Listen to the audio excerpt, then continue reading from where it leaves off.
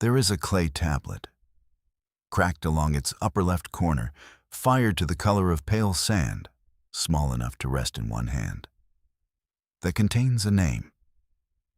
Not a name of a king, not the name of a city, not a tally of grain or livestock or land. A name written in wedge-shaped marks pressed into wet river clay sometime around 1700 BCE in a city called Nippur, by a scribe who, before setting stylus to clay, drew a small protective glyph at the tablet's edge, a mark of spiritual armor, because what he was about to write required it. That tablet describes something moving, something crossing 4 regions of the cosmos with purpose and direction. And the Anunnaki, the great divine beings of the Sumerian world, the ones described elsewhere as luminous, terrible, adorned in radiance that caused humans to fall prostrate, were afraid of it. They ran. Welcome, welcome to this quiet space, wherever you found yourself tonight. I'm genuinely glad you're here, that you've set aside whatever the day carried and settled into this particular kind of stillness. Before we go any further, I want to ask, where are you right now? Are you in a room with a window? Can you hear anything outside?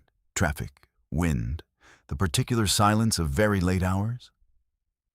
Maybe you're in bed, blanket pulled up, the ceiling above you faintly lit by something ambient and soft. Maybe you're in a chair or headphones on, somewhere between the day and sleep. Wherever you are, that's exactly the right place for this. Take a slow breath in through your nose, hold it just a moment, and let it out all the way until your shoulders drop a little. Good.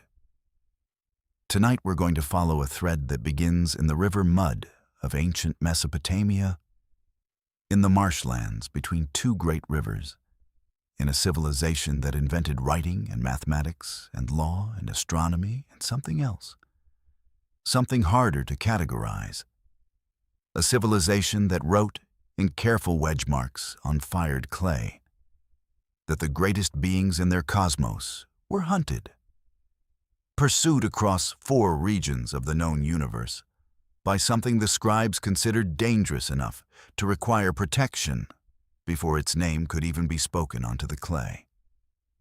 The Anunnaki. You may have heard that word before in various contexts, with various meanings attached to it. Tonight, we're going to set aside the modern interpretations, the documentaries, the theories, the popular books, and go directly to the source, to the actual tablets, to the actual translated passages, to what the Sumerians and Babylonians themselves recorded in their own words, in their own language, 4,000 years ago. What they wrote is stranger and more compelling than most of the modern stories told about them. There are competing interpretations of these tablets, and we're going to honor all of them tonight. The mainstream archaeological view, which reads this as astronomical allegory or political metaphor, is serious and evidence-based. The alternative interpretations, which read the texts more literally, raise questions that haven't been fully dismissed. We'll walk between them, not choosing sides, but listening to what each school of thought hears when it reads the same clay words. If this kind of exploration is something you value, ancient mysteries explored carefully, without sensationalism, at the pace of deep time, it would mean a great deal if you'd consider subscribing to this channel. Every listen, every subscription helps keep this particular kind of quiet conversation alive. Thank you for that. Genuinely. Now, let your body settle a little more. Feel whatever surface is beneath you, the specific weight and texture of your own stillness. The tablet we're going to explore tonight is approximately 17 centimeters long, 12 centimeters wide, and weighs roughly 400 grams. It is the color of dried riverbed. It smells, if you get close enough in a museum storage room at the right humidity, faintly of minerals and old dust. The specific smell of compressed time. The wedge marks on its surface were made by a reed stylus cut to approximately 5 millimeters at the tip, pressed at an angle of roughly 45 degrees into clay that had been prepared to a consistency between soft bread dough and modeling compound. Someone's hands made those marks, someone who knew what they were writing, someone who put that protective glyph at the edge first. We're going to find out why.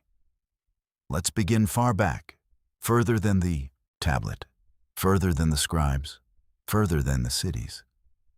Let's begin with the land itself, and the sky above it, and the long, slow patience of a world waiting to be written down.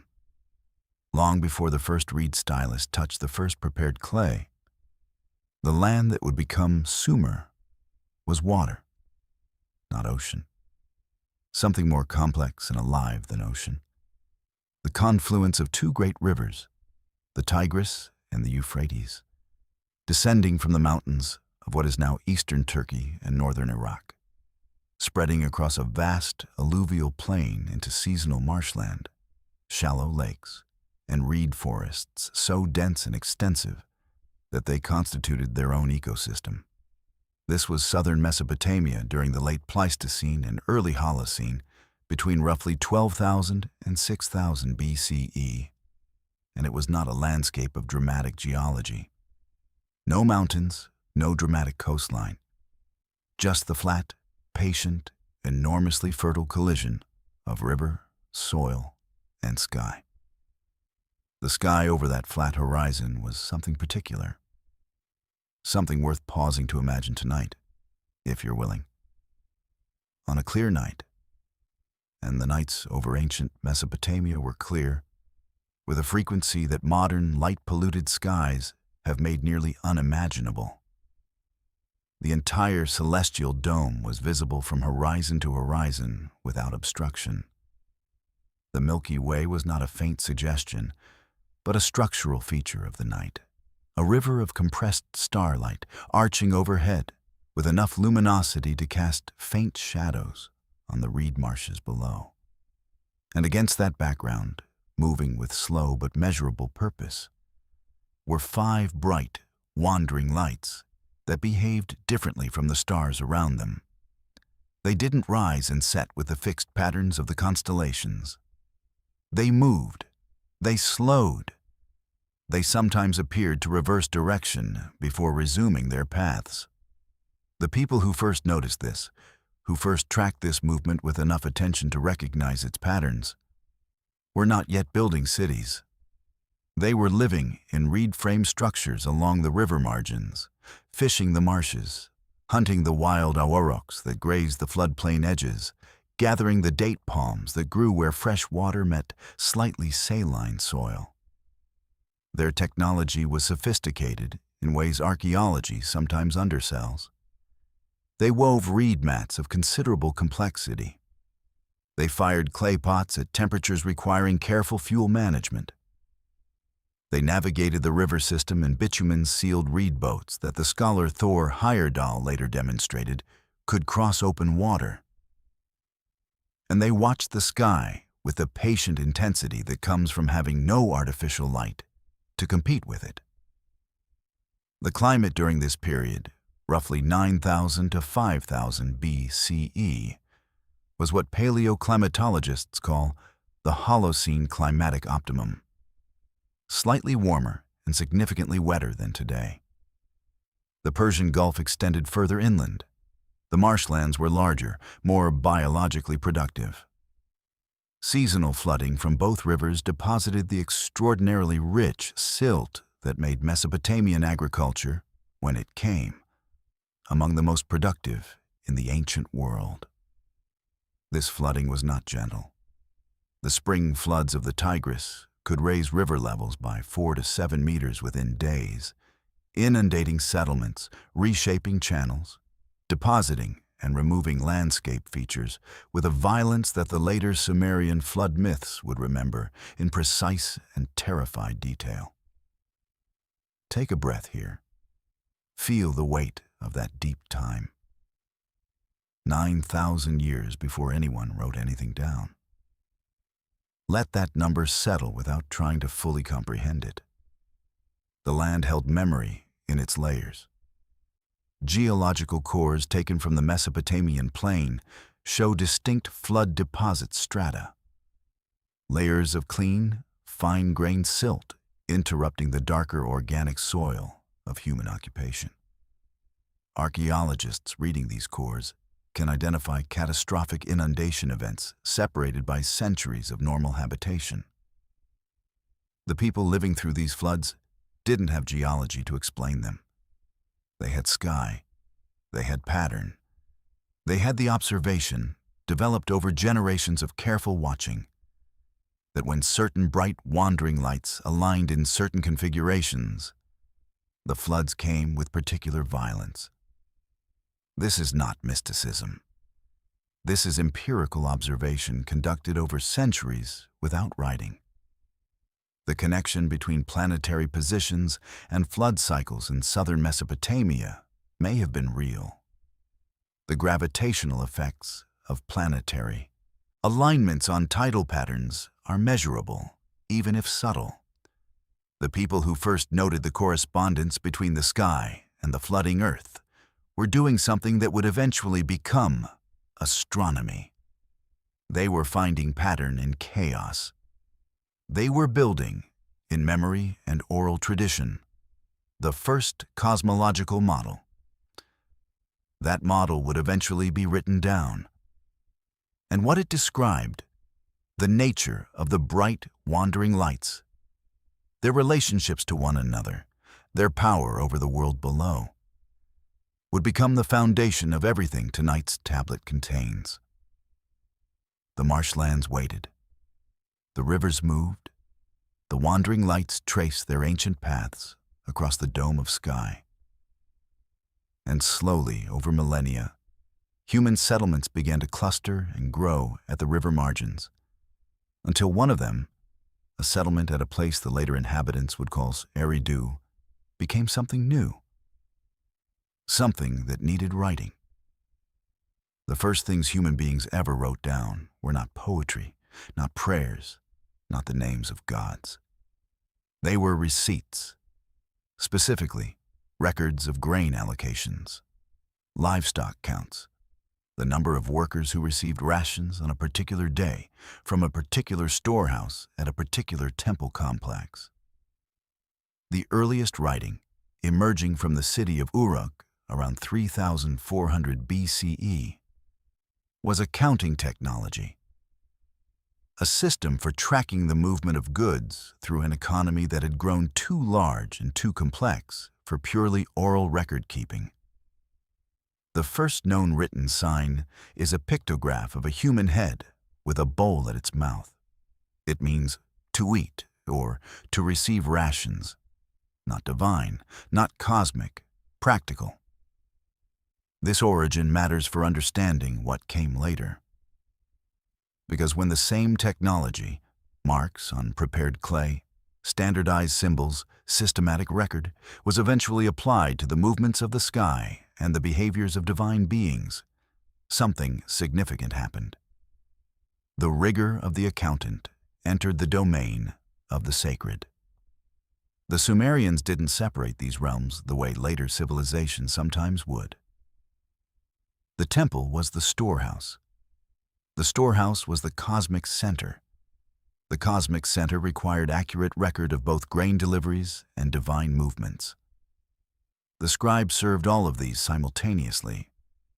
Cuneiform, the word comes from the Latin cuneus, meaning wedge, developed from those early pictographs over roughly 3 centuries, between 3,400 and 3,100 BCE.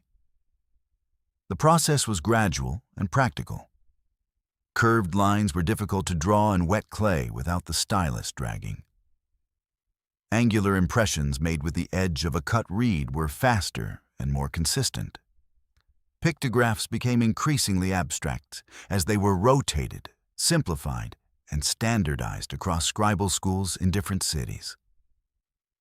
A sign that began as a drawing of a fish became a cluster of 3 wedge impressions that retained only the most minimal resemblance to a fish. But every scribe in every Sumerian city knew what it meant.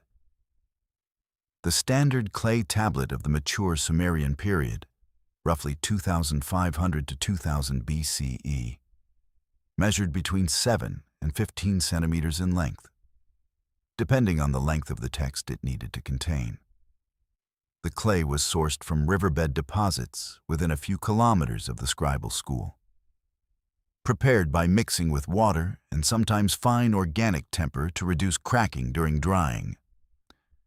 Tablets were worked while wet, left to air dry for short texts, or kiln-fired at temperatures between 600 and 900 degrees Celsius for permanent records.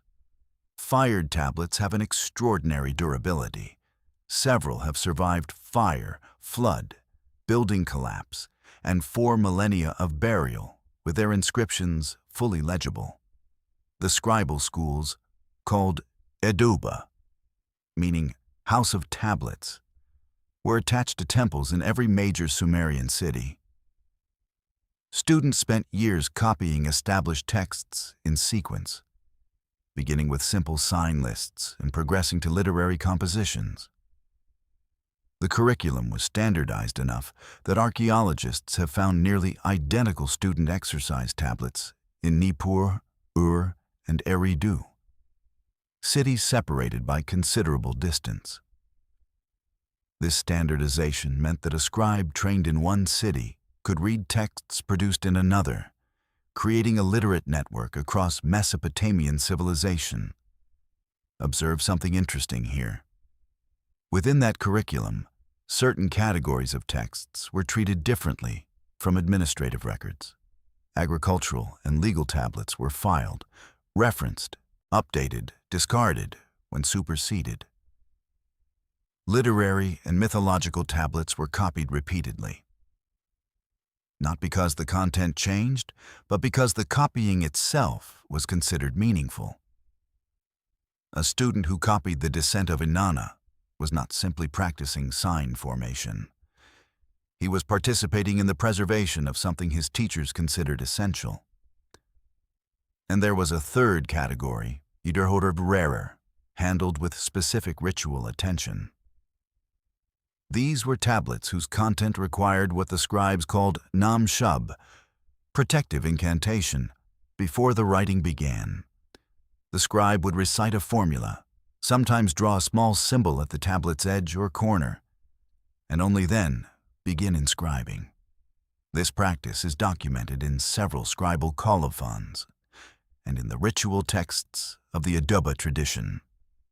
It suggests that certain content was considered hazardous to transcribe, that the act of writing the words brought them into a kind of presence that required management. The tablets describing the Anunnaki and the force that pursued them across 4 cosmic regions belong to this category. That detail, the protective glyph before writing, is not embellishment. It is documented scribal practice. Whatever those words meant to the people who preserved them, they meant enough to require spiritual preparation before they could be committed to clay. The word Anunnaki appears in Sumerian texts with striking frequency and with meanings that shift depending on the period and context. Assembling a coherent portrait requires reading across multiple texts, comparing translations, and resisting the temptation to reduce the complexity to a single definition. Begin with etymology. The most widely accepted scholarly analysis breaks the term into 3 components: An, meaning sky or heaven; Una, related to the concept of princely or noble status; and Kai, meaning earth.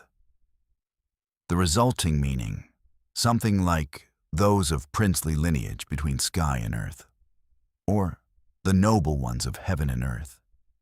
appears across texts ranging from the earliest Sumerian literary compositions around 2500 BCE to late Babylonian ritual texts dated as late as 300 BCE.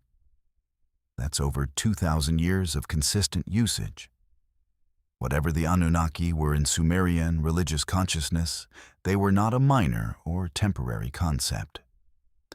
The primary textual sources for the Anunnaki are several. The Enuma Elish, the Babylonian creation epic, composed in Old Babylonian around 1800 BCE, but drawing on older Sumerian material, describes the Anunnaki as the great gods collectively, with specific named individuals holding cosmic administrative roles. The Erra Epic, also Old Babylonian, presents the Anunnaki as senior divine beings who assigned junior gods, the Igigi, to perform the labor of creation maintenance, digging canals, managing rivers, until that labor became intolerable. The descent of Inanna describes the 7 judges of the underworld as a specific subset of Anunnaki. The Nippur tablet corpus, over 30,000 tablets, of which approximately 5,000 contain literary or mythological content, provides the most varied and detailed picture. What emerges from reading across these sources is a portrait of beings who are simultaneously divine and administrative. They hold what the Sumerians called me, the divine decrees, approximately 94 of which are listed in the composition Inanna and Enki, governing everything from kingship and warfare to the craft of the scribe and the descent into the underworld. These me are not vague spiritual concepts. They are specific competencies and powers enumerated in detail, held by specific Anunnaki and sometimes transferred, stolen, or lost. The physical descriptions in the tablets deserve attention. The Anunnaki are described as wearing what Sumerian scholars translate as melamu, a divine radiance or luminous aura that surrounded them and caused powerful psychological effects in humans who encountered it. The Enuma Elish describes Marduk's melamu as so intense that the other great gods could not fix their gaze upon him. The Erra Epic describes the Anunnaki's collective presence as producing terror, even in other divine beings. This melamu is not metaphorical in the text. It is treated as a physical property, something that can be dimmed, lost, or intensified. The named great Anunnaki form a recognizable hierarchy. Anu occupies the sky. He is the heaven itself as administrative concept. Enlil commands the atmosphere and earth. He holds the tablets of destiny, the master record of all fates. Enki rules the Abzu, the deep freshwater beneath the earth. He is the god of wisdom, magic, and craft. Ninhursag, the Great Mother, holds dominion over living things and birth. Beneath these 4 are the great gods of the celestial bodies: Nana, Moon; Utu, Sun; Inanna, Venus as evening and morning star; Nergal, Mars; Ninurta, Saturn; and Marduk, Jupiter. This correspondence between specific Anunnaki and specific planets is not incidental. It is systematic and consistent across hundreds of tablets from multiple periods and cities. Here is what the tablets record that most popular accounts overlook. The Anunnaki experienced fear. Not occasionally, not metaphorically, but as a documented recurring condition in their own sacred literature. Anu in the Enuma Elish is afraid of Tiamat before the battle. Enlil in the Atrahasis is so disturbed by human noise that he cannot sleep. An oddly vulnerable detail for the king of gods. Inanna, in her descent, is systematically stripped of her divine protection at each of 7 gates, rendered powerless, killed, and hung on a hook.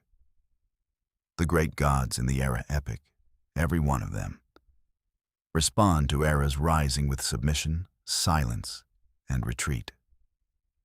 This consistency is what makes the tablets interesting beyond theology.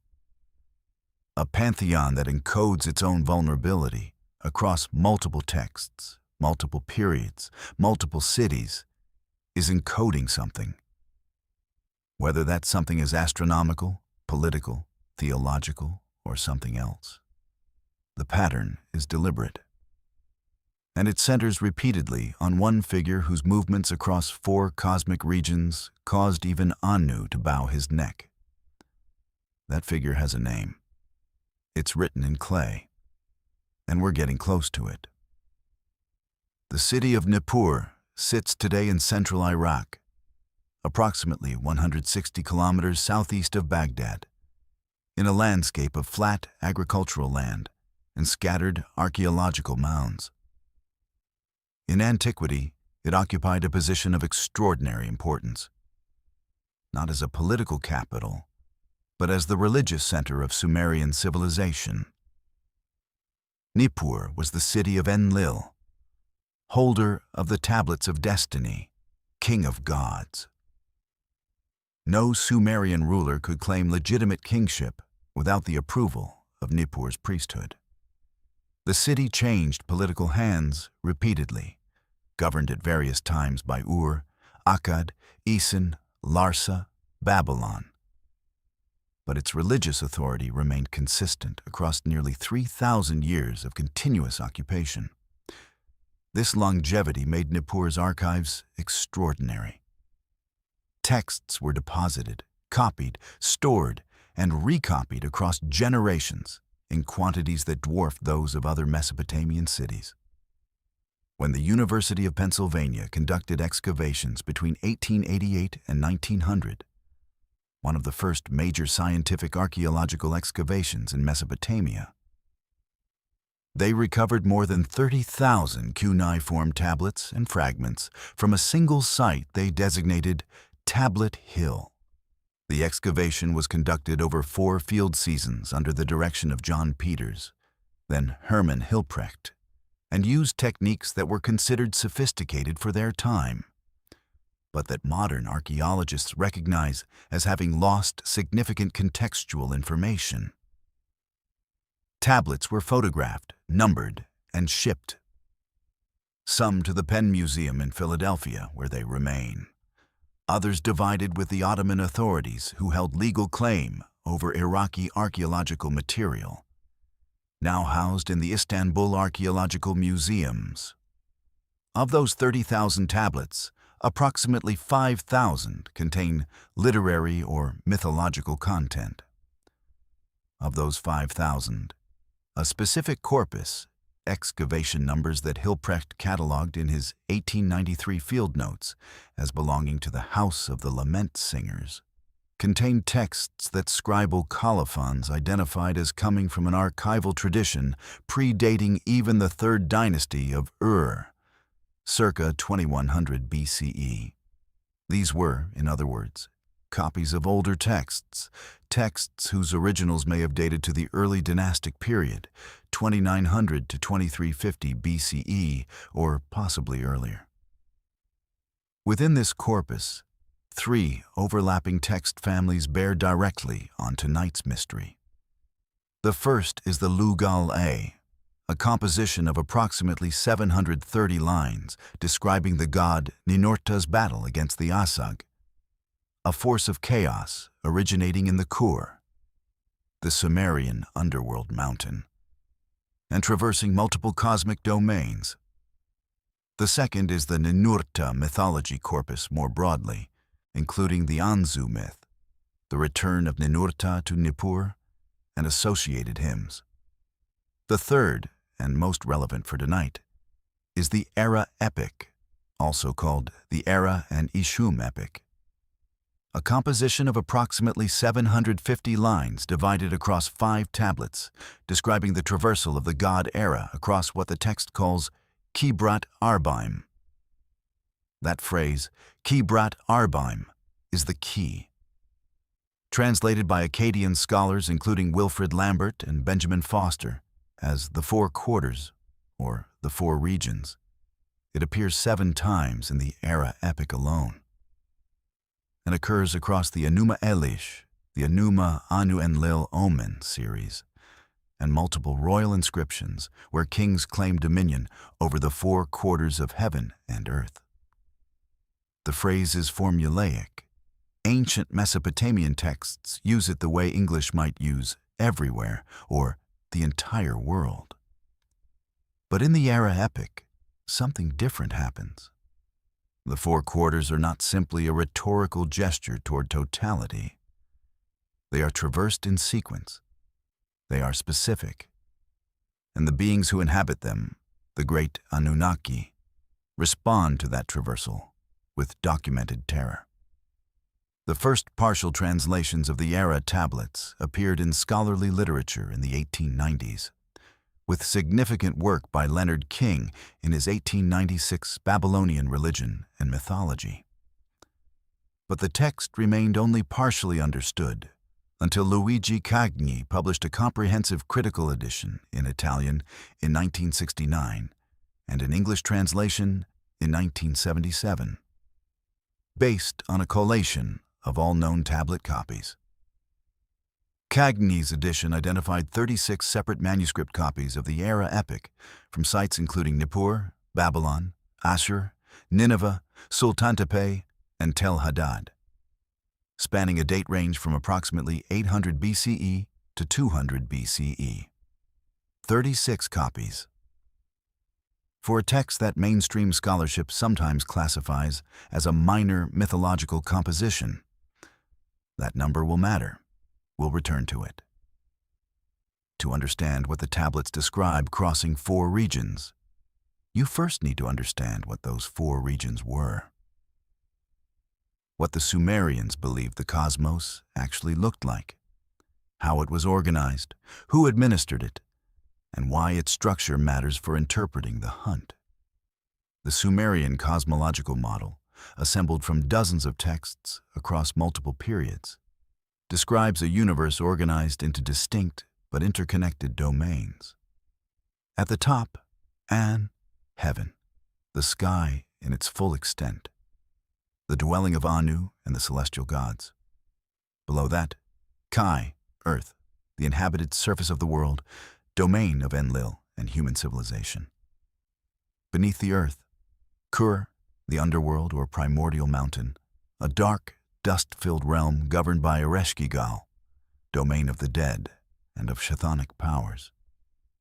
And beneath, or interpenetrating all of these, Abzu, the freshwater deep, the underground freshwater ocean on which the earth floated, domain of Enki, source of wisdom and creative magic.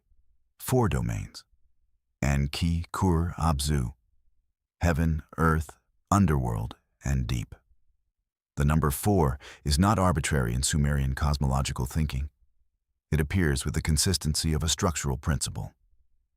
The 4 winds, north, south, east, west, were divine beings in their own right. The 4 ears of creation are mentioned in the Enuma Elish. Temple architecture across Sumerian and Babylonian cities reflected 4-fold orientation, with ziggurats aligned to the 4 cardinal directions with documented precision. The city of Babylon was literally called Bab-Ilum, Gate of God, and its sacred geography was organized around 4 districts corresponding to 4 cosmic quadrants. Alongside this spatial structure existed the Me, the divine decrees. The composition Inanna and Enki provides the most complete list, enumerating 94 specific Me that Enki holds in the Abzu and that Inanna eventually obtains through a combination of banquet hospitality and Enki's intoxication. The Me include kingship, the priestly office, descent into the underworld, ascent from the underworld, the scribal arts, the craft of the builder, the craft of the smith, the craft of the leather worker, music, power, enmity, straightforwardness, the destruction of cities, lamentation, rejoicing of the heart. They are not abstract virtues. They are specific competencies, each one a technology of civilization or cosmos, held as objects that could be physically carried. The celestial bodies in the Sumerian model were not simply lights in the sky. They were Anunnaki in their cosmic stations, gods, performing specific administrative functions by occupying their assigned positions in the heavens. Nana the moon regulated the monthly calendar, and by extension, agricultural and ritual timing. Utu the sun governed justice and the day. Inanna as Venus served as both morning star and evening star. Her disappearance below the horizon for roughly 8 days during inferior conjunction was understood as her descent into the underworld. Nergal as Mars moved with a fiery, unpredictable quality. His retrograde motion was consistently associated with plague, war, and disruption. Ninurta as Saturn moved slowly, deliberately, associated with agriculture and the patient processes of Earth. Marduk as Jupiter was the largest and brightest of the outer planets. His great synodic cycle of approximately 11.86 years, making him a reliable calendar marker. 6 planets identified, named, assigned divine identity. A 7th, sometimes called Nibiru in the astronomical tablets, is debated. The word Nibiru in Akkadian means crossing point, or ferry, and appears in the astronomical series as a position or configuration, rather than consistently as a planet. Scholars debate whether it refers to Jupiter at a specific celestial position, to the planet Mercury in certain configurations, or to a theoretical additional body. The debate is genuinely unresolved. What is not debated? The systematic correspondence between the named Anunnaki and the observable planets was the foundation of Babylonian astronomy. The most accurate naked-eye planetary tracking system in the pre-telescopic ancient world. Babylonian astronomers by the 4th century BCE could predict planetary positions to within 1 to 2 degrees of accuracy, using mathematical models that modern scholars have fully reconstructed. That accuracy didn't emerge from nowhere. It grew from over 2,000 years of consistent observation, recorded on clay, beginning with the Sumerian identification of each planet with a specific named divine being. When the Erra Epic says that a force traversed the 4 regions, An, Ki, Kur, Abzu, and that the planetary gods in their stations trembled and fell silent, it is making a statement about a disruption in the cosmic administrative structure.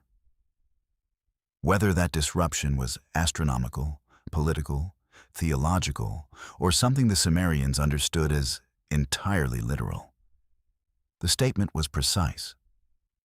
The 4 regions were specific. The beings who occupied them were named. And what moved through them left all of them afraid. Rest in that image for a moment. 4 regions, named gods in each one. Something moving between them. The reed stylus left its marks in careful rows. And what those rows say, when translated by careful scholars working across 150 years of cuneiform study, is something that rewards patient reading. Begin with the Lugal E. This composition, whose full title translates roughly as, O King, the storm that destroys the rebel land, describes the god Ninurta's battle against an entity called the Asag. The Asag's description in the tablets is specific enough to reward attention. It is born in the Kur, the underworld mountain. It is said to have spread across the surface of the earth like a skin disease, to have gathered an army of stones from the mountains, and to have made the fish in the rivers die and the plants in the fields wither. Ninurta, the warrior god, must traverse multiple cosmic domains to confront it. The Asag is not described as a defeated rival. It is described as something that was always present, something that emerged rather than was created. The language around the Asag's movement is notable. The text uses the Sumerian verb dib, to cross, to traverse, to pass through, rather than verbs of conquest or invasion. The Asag doesn't attack domains, it crosses them. This distinction mattered to the scribes who chose these words, with the care of people who understood that precise language in religious texts was not incidental. Move now to the Erra Epic. The text opens with a deceptively calm scene. Erra lying still, his weapons resting beside him, his divine ferocity temporarily dormant. His weapons, the Sabiti, the 7 divine instruments of destruction, are restless. They speak to him. They urge him to rise. They remind him of his nature. O warrior Erra, why do you sit in the city like a feeble old man? How can you sit in the house like a helpless child?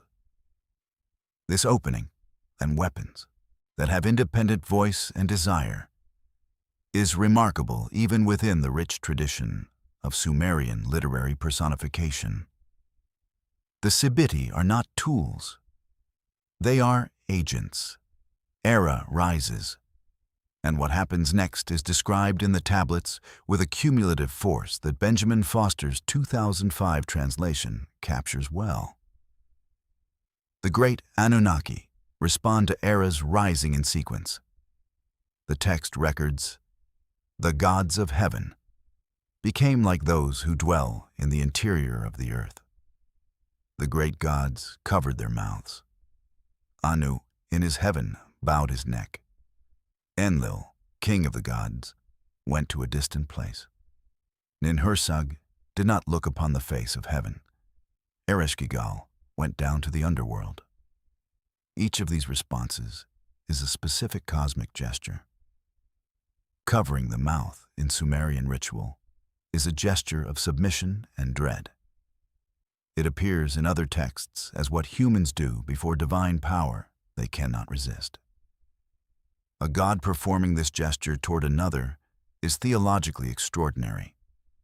Anu bowing his neck is the posture of defeated royalty. The king of heaven making the submission gesture before something. Enlil going to a distant place is a retreat from his cosmic station. These are not metaphors for bad weather or political upheaval. They are precise descriptions of the cosmic administrative hierarchy temporarily vacating its positions. The phrase Kibrat Arbaim, the 4 regions, appears in this context as the domain of Erra's traversal. He moves through all 4, heaven and earth and the underworld and the deep. Every region of the Sumerian cosmos, every station where an Anunnaki might be found. And in each one, the inhabitants respond the same way. Now examine a specific passage that scholars have found particularly difficult to categorize. In Tablet 3 of the Erra Epic, after Erra has completed his traversal and his destruction reaches its height, Ishum, Erra's herald, his more restrained companion, intervenes. He speaks to Erra with a speech that contains the lines, "You haven't spared the great gods. You have crossed the 4 regions. The Anunnaki who decree the fates have become afraid of your weapons." 3 elements in sequence. The great gods not spared, the 4 regions crossed, the Anunnaki afraid of specific weapons, the Sabiti, the 7 named instruments. 36 copies of the tablets that contain these passages were made and distributed. Many of them show evidence of ritual use, red ochre markings on their surfaces, consistent with apotropaic practice, the physical marking of objects used in protective ceremony. These weren't academic or entertainment texts. They were working documents in a tradition of managing something. What that something was, astronomical, theological, historical, is the question we carry forward. His name appears in clay before the name of most Babylonian kings. Erra, also written Erra, also identified in some scholarly traditions with Nergal, though the identification is contested, is one of the older divine figures in the Mesopotamian pantheon, and one of the least comfortably categorized. He is not simply a war god. The Sumerian and Babylonian pantheon contained several war gods with specific, bounded domains. Ninurta fought in battle with heroic purpose. He protected civilization, defeated chaos, returned in triumph. Inanna's warrior aspect was fierce but tied to specific campaigns and outcomes. Erra is different. His domain in the tablets is not war in the sense of organized conflict, but something closer to the Sumerian concept of Namrum, blazing destruction without specific target. Violence as condition rather than action.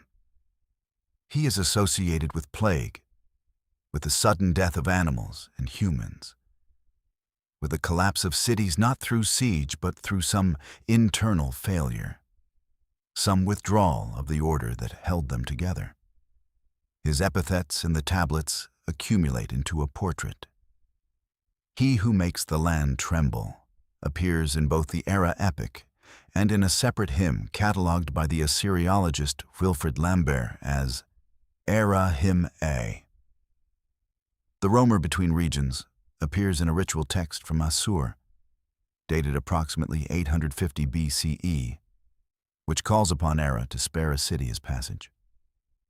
He whom the great gods cannot restrain appears in a colophon, a scribal note at a tablet's end, attached to one of the Nippur copies of the Erra Epic, as if the scribe felt the need to clarify what kind of being was described inside. That last epithet is theologically significant. Within the Sumerian and Babylonian framework, the great gods, Anu, Enlil, Enki, had authority over all other divine beings. Their decrees shaped reality. The concept of a divine being who could not be restrained by these authorities was not simply a description of power. It was a statement about category. Erra was not simply stronger than the great gods. He was of a different order, one that their authority did not fully encompass. His weapons, the Sibiti, deserve specific attention. In the Erra Epic, they are 7 in number, each named, each with a specific destructive function. The names are partly damaged in the available manuscripts, but scholars including Cagni have reconstructed 4 of them with reasonable confidence. Shulat, associated with devastation of the sky. Hanish, associated with earthly destruction. Lugalira and Meslamtaya, twin gods of plague and death, who appear elsewhere in the Babylonian pantheon as independent divine beings. The fact that Erra's weapons are themselves named gods is unusual.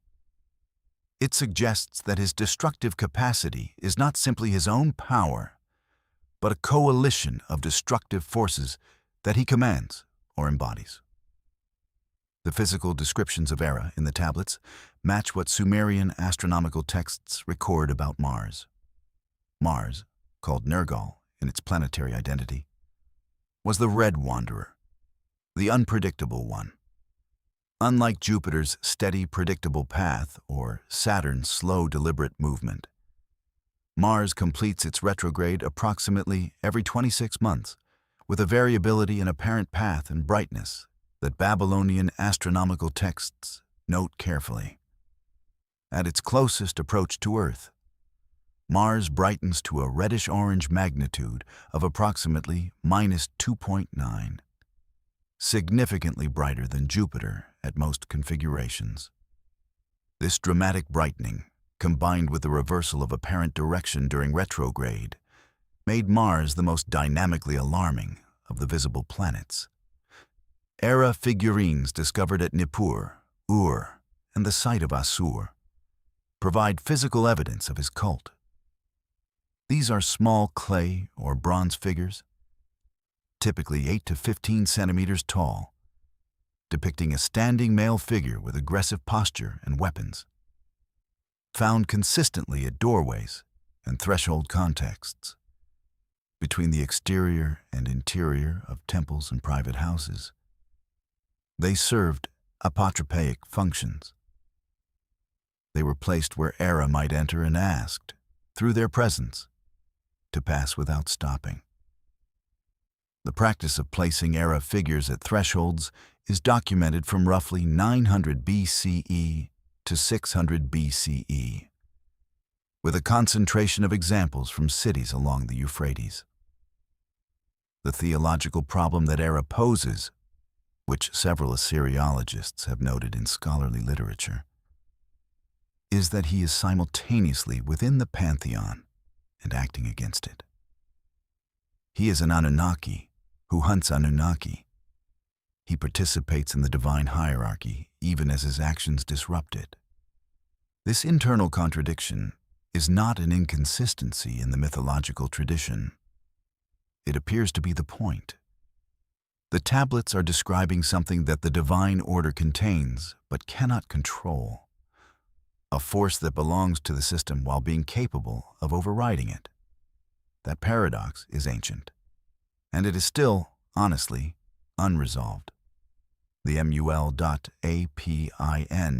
its name meaning plow star after the first constellation in his catalog, is a 2-tablet series compiled approximately 1000 BCE from observational records that scholars trace back to at least 1400 BCE and possibly to Sumerian originals from 2300 BCE or earlier.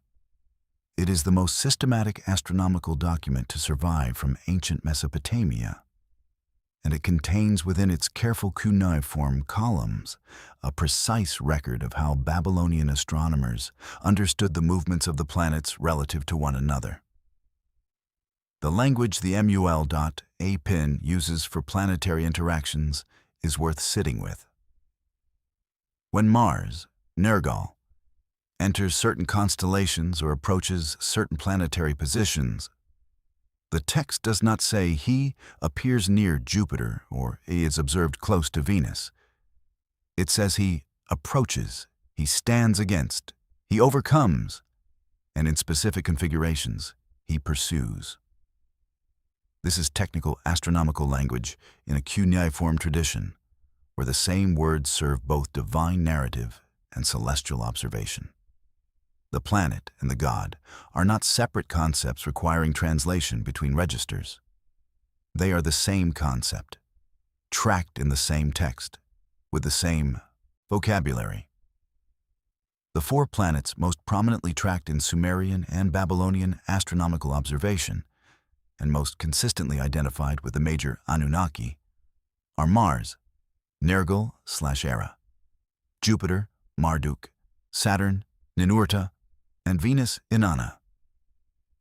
These 4 are the brightest and most readily observable of the outer and inner planets, visible to the naked eye throughout the ancient Mesopotamian astronomical calendar. Their movements, their interactions, their brightening and dimming and apparent reversals were tracked in the Enuma Anu Enlil Omen series, 68 or more tablets, each tablet containing omens derived from specific celestial configurations, with a consistency and detail that required organized, institutional observation over centuries. Mars's retrograde motion is the astronomical phenomenon most directly relevant to the Erra narrative.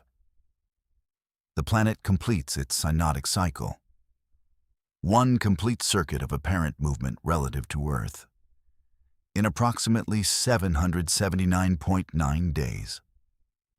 During each retrograde phase, which lasts roughly 72 days, Mars appears to slow, stop, reverse course across the background stars, slow again, stop, and resume its original direction.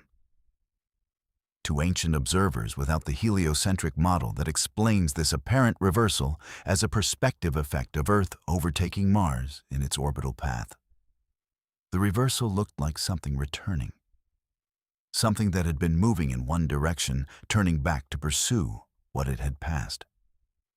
The Babylonian astronomical texts record this reversal with the verb taru, to turn back, to return.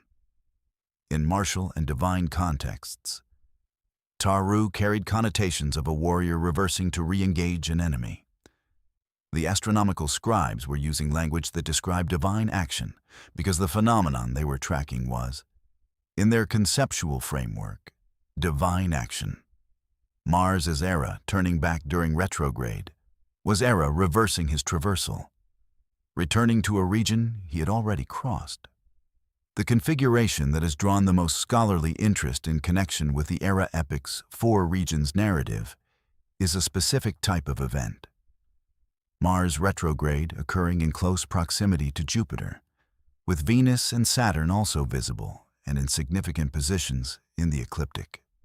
Such configurations, sometimes called grand planetary alignments, occur at irregular intervals, with particularly striking examples separated by decades or centuries.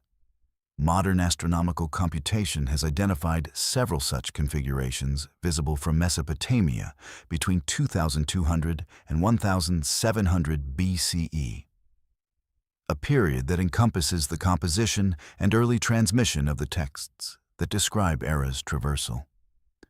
One specific event, computed by astronomer Wayne Horowitz and discussed in his 1998 work Mesopotamian Cosmic Geography, occurred around 1894 BCE.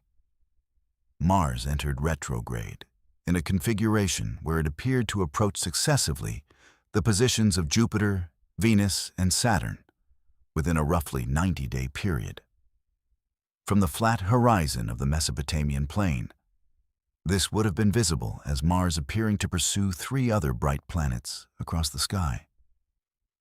Erra crossing the four regions: Marduk, Inanna, and Ninurta, Jupiter, Venus, Saturn, the Anunnaki of the sky, appearing to be approached and passed. Whether the tablets describe this specific event, or a composite of similar events observed over centuries, or a structural astronomical truth recognized through long observation, the correspondence between the Erra narrative and the observable astronomy is precise enough to be more than coincidence. The ancient Sumerians were watching something real happen in their sky. They recorded it in the most sophisticated technological medium available to them, and they framed it in language whose weight, whose terror, whose divine vulnerability suggests that what they saw in those moving lights was something considerably more significant than a scheduling problem for the gods. The Erra Epic opens with a scene that mainstream scholarship treats as political allegory, but that rewards reading at face value. The great Anunnaki, the senior gods, the divine administrators, have assigned the junior gods, the Igigi, to perform the physical labor of maintaining the earth, digging the great canals, managing the river courses, maintaining the irrigation infrastructure that made Mesopotamian agriculture possible. The Igigi labor for what the text describes as 3,600 years. Number that in Sumerian sexagesimal mathematics carries symbolic weight as a complete cosmic cycle. And then they revolt. They burn their tools. They march to Enlil's temple at night and surround it. Enlil, woken from sleep by the commotion, asks his vizier Nusku, "What is this? Go, learn what this is about." The king of gods, disturbed in his sleep, not knowing what is happening outside his own temple. He then calls an assembly of the great Anunnaki. Anu descends from heaven, Enki is summoned from the Abzu, and together they negotiate. They are not imperious, they are worried. The resolution they reach, creating humans to take over the labor of the Igigi, emerges not from divine confidence, but from divine problem-solving under pressure. This pattern, divine beings responding to threat through counsel, negotiation, compromise, and occasionally flight, recurs across the corpus with enough consistency to suggest it reflects something the Sumerians considered fundamental about the nature of their gods. These were not omnipotent beings. They were powerful administrators of a cosmic system that could, and sometimes did, exceed their control. The Descent of Inanna, one of the most carefully studied compositions in Sumerian literature, presents what is perhaps the most detailed account of Anunnaki vulnerability. Inanna, the most powerful goddess of the Sumerian pantheon, queen of heaven and earth, decides to descend into the underworld. She prepares carefully. She adorns herself with her 7 divine Me, her specific powers and protections, and instructs her servant Ninshubur to initiate a rescue mission if she does not return within 3 days. At each of the 7 gates of the underworld, the gatekeeper removes one of her Me. With each removal, she loses a specific protection or power. By the time she enters the presence of Ereshkigal and the 7 judges of the underworld, she is stripped of everything. The pure Inanna was turned into a corpse, a piece of meat, and was hung from a hook. The most powerful goddess in the Sumerian world, reduced to meat on a hook, by forces she entered voluntarily but could not withstand. The text does not treat this as failure or exception. It treats it as the nature of descending into that particular domain. The Erra Epic records the fear response of the Anunnaki in the most concentrated and explicit form. When Erra rises and his traversal begins, the text describes responses from the major divine figures in sequence. Each response a specific gesture of submission or retreat. Anu bowed his neck in heaven, the sky god making obeisance, the gesture of a subordinate before a superior. Enlil went to a distant land, the king of gods simply leaving, creating geographic separation between himself and the approaching force. Ninhursag entered her chamber and barred the door, the great mother goddess hiding in her own domain. Enki withdrew to the depths of the Abzu, retreating to the one place over which his authority was still absolute. These responses are geographically and cosmologically specific. Each Anunnaki retreats to their own domain. Anu to his heaven, Enki to his deep, Ninhursag to her chamber. They are not fleeing to foreign territory. They are retreating to the last refugees of their own authority. The implication is that in the domains they should govern, that they are supposed to govern, they no longer feel safe. Erra's traversal has made even their own stations vulnerable. What emerges from reading these passages alongside the astronomical data is a picture of the Sumerian cosmos as a system in dynamic tension. The Anunnaki administer it, but they do not fully control it. Erra, who is one of them and also somehow beyond them, can move through their stations with a freedom that their own authority cannot match. Whether this reflects astronomical observation, political experience, genuine theological belief, or something the Sumerians observed that we have not yet categorized, the picture is consistent, detailed, and very old. Let's stay with the number 36 for a moment. 36 known manuscript copies of the Erra Epic, recovered from sites spanning from southern Babylonia to northern Assyria, dated across a range of roughly 6 centuries.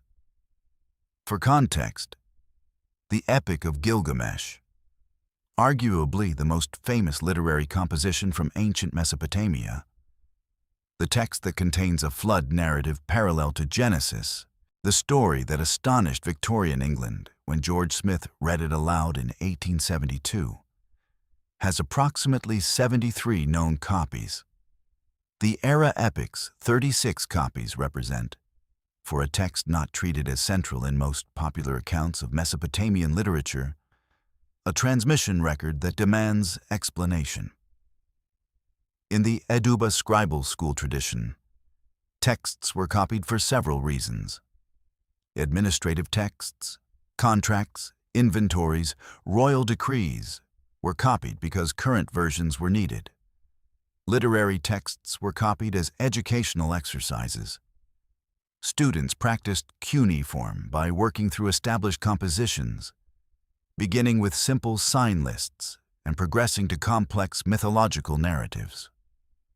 But a third category of copying existed, and it is documented in colophons. Texts were copied because their copying was itself considered a ritual act, a participation in the power of the text, a renewal of its protective or transformative function. The colophons on several Erra Epic manuscripts are explicit about this third function. One manuscript from Assur, dated approximately 720 BCE, ends with the scribe's note, "He who knows this text and keeps it in his house, Erra will be appeased toward him and will be favorable." Another manuscript from Nippur, somewhat later, adds, "Let no evil approach the house where this tablet rests."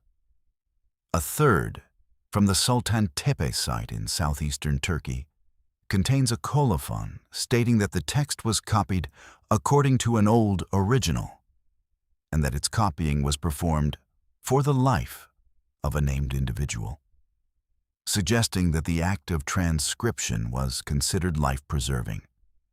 These are not casual statements. Scribal colophons follow formulaic patterns, and their content is carefully chosen. A scribe who added, "Let no evil approach" to a tablet was invoking a specific protective formula, one documented across multiple text types in apotropaic contexts. The choice to add this formula to an Erra Epic copy rather than, say, a hymn to Inanna or a myth about Enlil tells us something about how the content was perceived. The text was considered capable of attracting the force it described. Keeping it, and keeping it correctly, was considered the appropriate management strategy. Benjamin Foster, in his authoritative 2005 translation, Before the Muses, an anthology of Akkadian literature, notes the Erra Epic's unusual position in the transmission record. It was copied across periods of political upheaval, across changes in dominant cities, across the transition from Babylonian to Assyrian hegemony, with a consistency that suggests its importance transcended the political changes that ended most other textual traditions. Texts sponsored by specific kings often disappeared when those kings' dynasties ended. The Erra Epic survived the fall of Babylon in 689 BCE, the Assyrian destruction of Nippur's temples, the collapse of the Neo-Babylonian Empire in 539 BCE. Its copies kept appearing in new locations with new colophons. Assurbanipal, the last great king of Assyria, 668 to 627 BCE, commissioned the collection of texts for his famous library at Nineveh. The library that Layard's excavations would rediscover in the 19th century. His scribes were sent across Mesopotamia, specifically to copy texts from old originals in temple archives. Multiple Erra Epic copies in the Nineveh collection carry notations indicating they were copied from older manuscripts, some of which were themselves described as copies of yet older originals.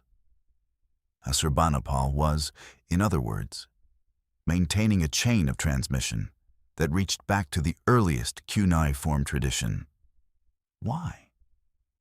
The king who built the largest library in the ancient world clearly had literary, historical, and administrative motivations. But his correspondence, some of which survives in the Nineveh archives, specifically describes the Erra texts as important for knowing the signs, for reading the celestial and earthly omens that the text encoded. The Erra Epic for a Scribal, was not mythology in the modern sense of a narrative belonging to the cultural past. It was a manual, an instrument, something that, properly understood, told the reader what was happening when certain signs appeared and what to do in response. The tradition of treating the Erra Epic as active rather than archival continued through the end of cuneiform literacy in the 1st century BCE. The last dated cuneiform tablets, astronomical records from Babylon, written around 75 CE, use the same omen vocabulary as the Enuma Anu Enlil series from 800 years earlier. The tradition was that continuous, that self-maintaining. And at its center, consistently, was the figure of Erra moving through 4 regions with his 7 weapons, and the response of the Anunnaki in their cosmic stations. Step outside any city in the world tonight and look south. If the sky is clear, you may see one or more of the planets that the Sumerians named and tracked. They are still there, still moving along the same ecliptic path that Babylonian astronomers recorded with such precision. Mars is distinctively reddish. Jupiter is bright and steady. Saturn is fainter but consistent. Venus, when visible, is the brightest object in the sky after the sun and moon. The sky over ancient Nippur in 2000 BCE was structurally the same sky, the same planets on the same paths, but with one significant difference imposed by the precession of the equinoxes. The Earth's axial precession completes one full cycle approximately every 26,000 years, causing the celestial pole to trace a circle among the stars and causing the position of the sun at equinox to drift slowly through the zodiacal constellations.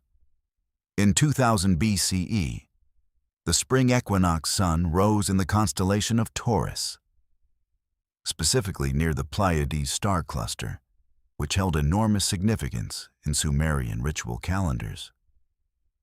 By contrast, the spring equinox sun in our current era rises in Pisces, approaching Aquarius. This precession means that when the Sumerians wrote about planetary positions relative to specific constellations, their observations correspond to a sky configuration that modern astronomical software can precisely reconstruct. The program Stellarium, designed for both modern use and historical reconstruction, allows computation of planetary positions at any date from any location in the ancient world.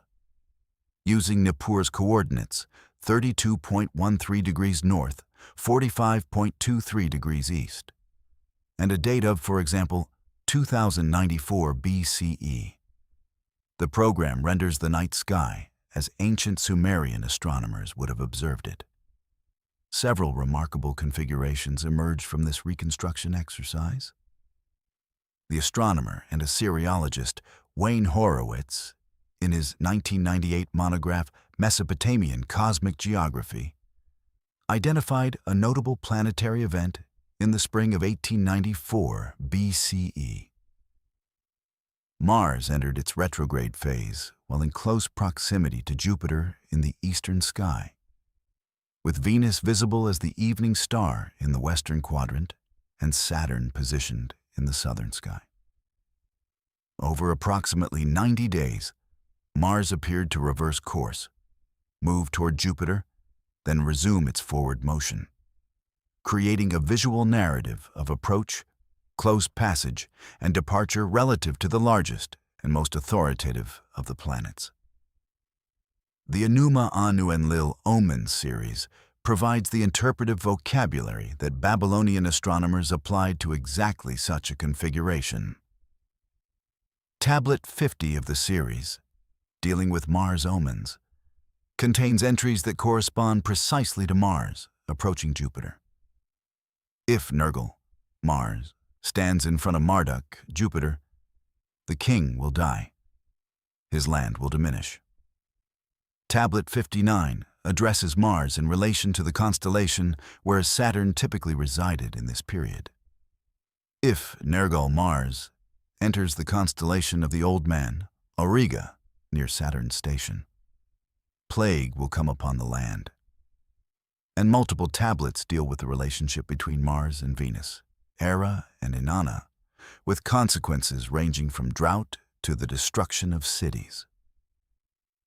The language of these omens stands in front of, enters, approaches, stands against, is the same language used in the Erra Epic for the hunter's traversal of 4 regions. The astronomical tablets and the mythological tablets use identical vocabulary because they are describing the same phenomenon in the same conceptual register. The myth is the omen system's narrative structure. The omen system is the myth's predictive application. Ziggurat orientations provide physical evidence of how seriously this astronomical framework was implemented in architecture. The Ziggurat of Ur, constructed under Ur-Nammu around 2047 BCE and measuring 64 meters by 45 meters at its base, is oriented with its corners pointing to the 4 cardinal directions, within approximately 2 degrees of true north-south-east-west alignment. This level of precision required systematic astronomical observation and careful construction management. The 4 corners correspond to the 4 cardinal winds, the 4 regions, the 4 stations of the cosmic administrative structure. The ziggurat was not simply a temple on a platform. It was a physical model of the Sumerian cosmos, built to scale with the heavens, its orientation locked to the movements of the sky. The Akitu festival, the Babylonian New Year celebration, held over 12 days in the first month of spring, was specifically timed to planetary configurations. Its central ritual involved the recitation of the Enuma Elish creation epic, the symbolic enactment of Marduk's defeat of Tiamat, and a procession to the House of the New Year outside the city walls. The timing of this procession was adjusted annually based on planetary observations, specifically the positions of Jupiter, Venus, and Mars relative to specific constellations. The New Year ritual, in other words, tracked the same 4 planets whose relationships the Erra Epic encoded. When the planetary configuration matched certain parameters, when Mars occupied certain stations, when the 4 planets were in specific relationships, the ritual was conducted with additional protective elements. Erra texts were recited. Apotropaic figurines were placed at city gates. The language of protection against Erra's traversal entered the public ritual vocabulary. The hunt was not simply a story. It was a recurring event, recognized in the sky, managed through ceremony, recorded in clay. The Enuma Elish begins in a place that has no name yet. When on high the heavens had not been named, firm ground below had not been called by name. Naught but primordial Apsu, their begetter, and Mumu Tiamat, she who bore them all. Before An, before Ki, before Kur, before Abzu as an administered domain, before any of the structures that the Anunnaki would eventually govern, there was only the commingling of Apsu, fresh primordial waters, and Tiamat, salt primordial waters, in undifferentiated darkness. The Anunnaki themselves are born into this pre-existing condition. They do not create the primordial world. They emerge from it, organize it, administer it. The distinction matters enormously for understanding Erra, because the tablets that describe him invoke a temporal category that precedes even the Anunnaki's emergence. One passage in the Erra Epic, in Tablet 1, in a section where Ishum describes Erra's nature to him, contains a phrase that has generated sustained scholarly debate. You existed before the first decree was made. The Akkadian verb is bashu, to be, to exist, in the perfect tense, indicating completed prior existence. Before the me were decreed, before the divine administrative structure was established, before Enlil received the tablets of destiny, before Enki organized the Abzu, before the cosmos, as the Sumerians knew, it was in any way ordered. Erra already was. This is not simply a statement of antiquity.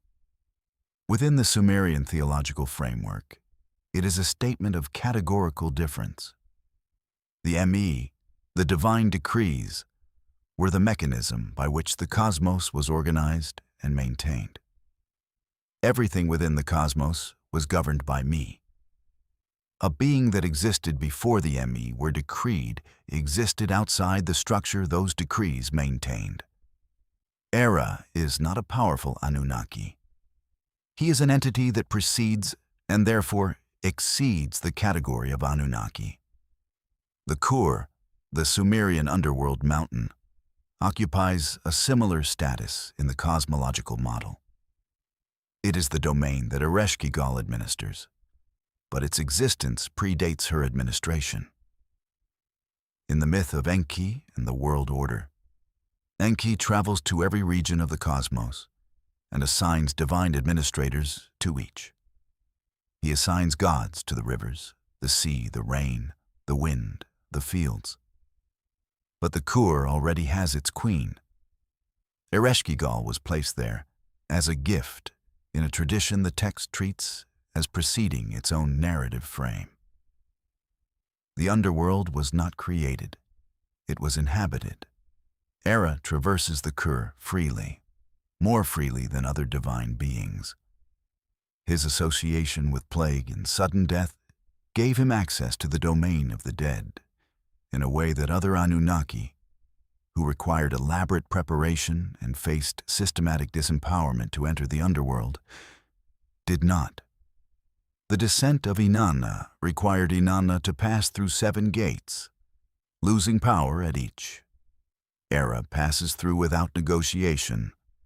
This suggests his relationship to the Kur is not that of a visitor entering a foreign domain, but of something at home in the oldest order of things.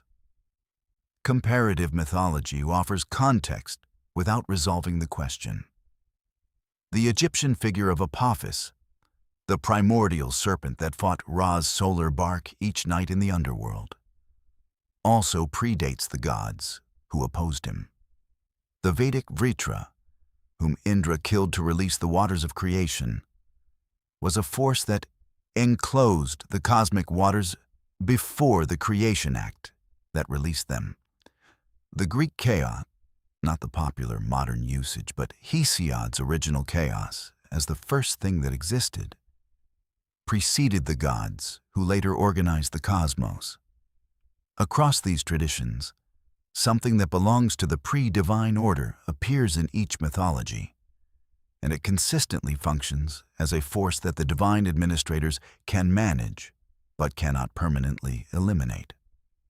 Whether this cross-cultural pattern reflects a shared mythological inheritance, independent convergent reasoning about the nature of primordial chaos, or, as some alternative scholars propose, a shared observation of or experience with something real that manifested before organized civilization, is a question the evidence cannot currently answer. What the evidence does establish: the Sumerian tablets deliberately placed Erra's origin before the Anunnaki's own emergence into the world. He is older than the gods who feared him. He predates the structure within which they held their power. That is a very specific thing to write in clay, specific enough to require a protective glyph before the stylus touched the surface. It is genuinely useful to understand what different schools of scholarly thought see when they read the same cuneiform passages. This is not a matter of some readings being obviously correct and others obviously wrong. The tablets are old, complex, and written in a language and conceptual framework sufficiently different from modern thinking that careful scholars working with the same material have reached genuinely different conclusions. The mainstream archaeological and Assyriological interpretation of the Erra Epic, most fully articulated by Wilfrid Lambert, Thorkild Jacobsen, and Benjamin Foster, reads the text primarily as political allegory, responding to specific historical events. The leading candidate for the historical event the Erra Epic encodes is the Assyrian king Sennacherib's destruction of Babylon in 689 BCE, an event so traumatic to Babylonian religious consciousness that it required theological explanation. Marduk, the patron god of Babylon, should have protected the city. He did not. The Erra Epic in this reading explains why.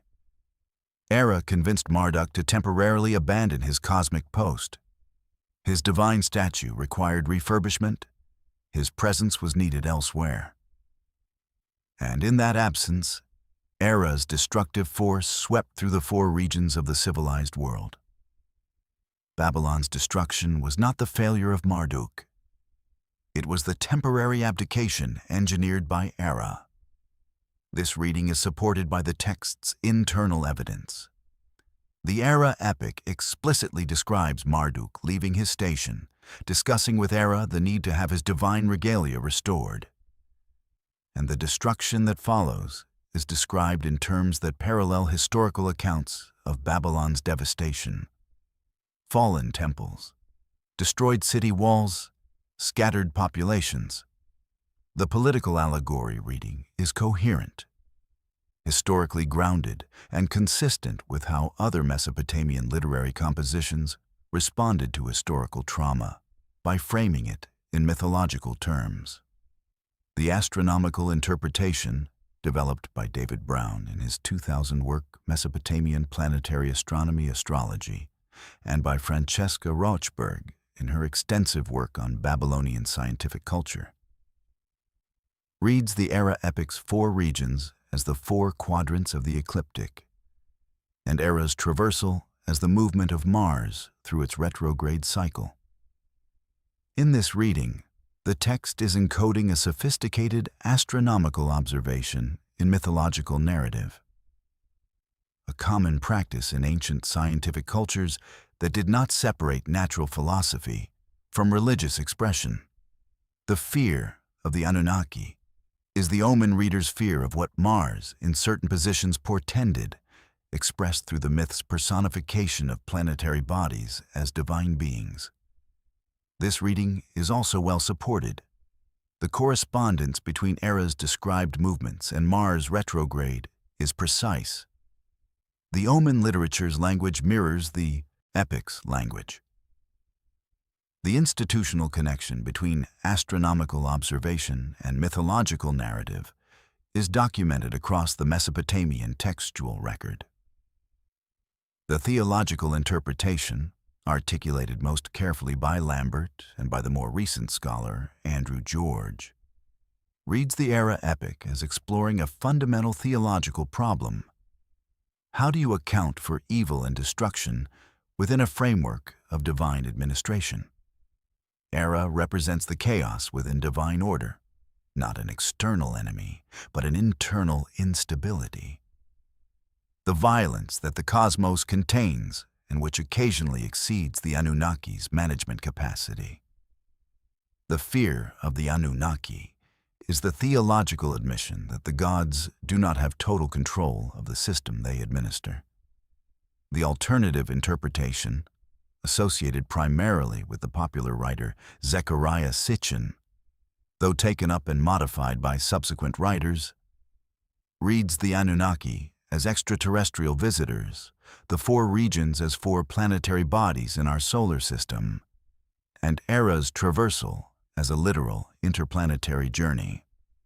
Sitchin's 1976 book, The 12th Planet, argued that Sumerian mythology encodes the actual history of beings from a planet in our solar system who came to Earth, created human beings through genetic modification, and were eventually hunted across 4 planets by forces described in the tablets as Erra and the Sibiti.